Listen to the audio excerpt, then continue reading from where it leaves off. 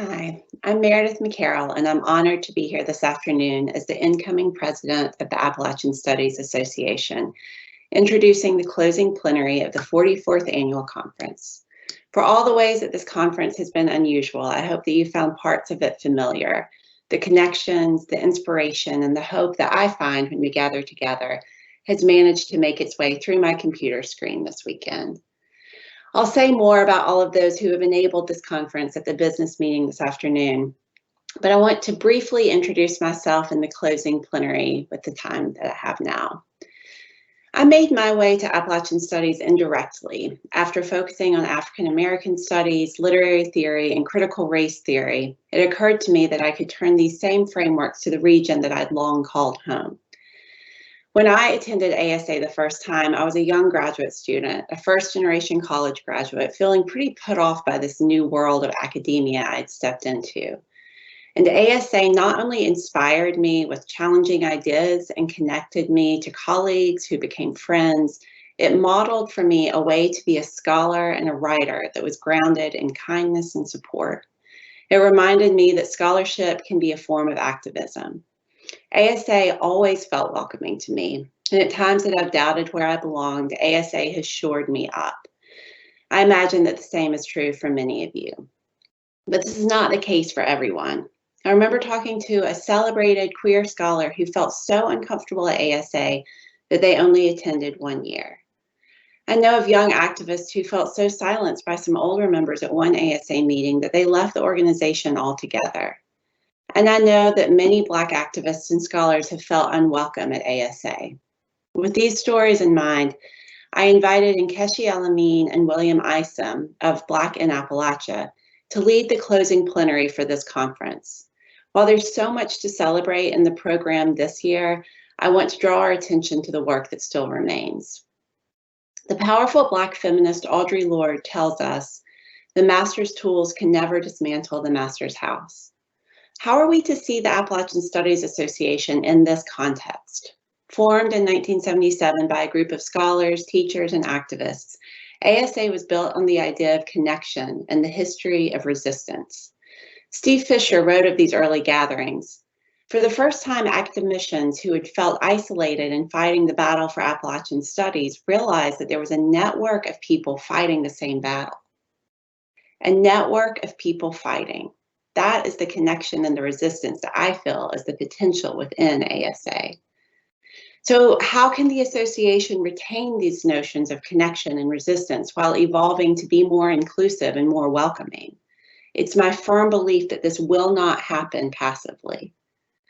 Our membership is predominantly white. Whiteness functions in covert ways, keeping those in power from seeing the ways that they benefit from racism.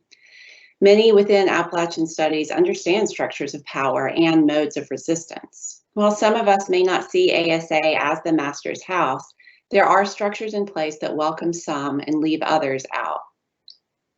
When we speak of inclusion, rather than imagining a space that allows others in, let us envision a space that is disrupted by multiple perspectives, not conforming to a white dominant modality, but opening up and shifting the center instead.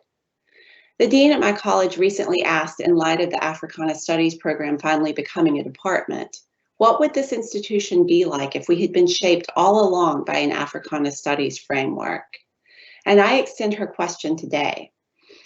How would Appalachian Studies and this association be different if we were driven by queer, Latinx, Asian, Native, Black, and trans frameworks? To be sure, we have been shaped by these voices, but how might we push harder, work more actively, call out and call in to employ these and other frameworks, not as an act of inclusion toward a stable center, but as a disruption of the center itself? White scholars especially must continue to reckon with our own relationship to white supremacy. You'll hear from me soon about white-identified member-led reading groups of the Me and White Supremacy Workbook by Layla Saad. The work of anti-racism should not fall to our members who are Black, Indigenous, and people of color. Let's actively center BIPOC scholars and work that focuses on BIPOC experiences in Appalachia. As Karita Brown points out in the podcast you'll hear soon, The work of celebrating Blackness and the work of studying racism are not the same, and I call ASA to do both. In the year to come, thanks to the changes to bylaws enabled by Michelle Moroney and Natalie Seipolt with support from the steering committee, I will be the first president of ASA who is not also planning a conference.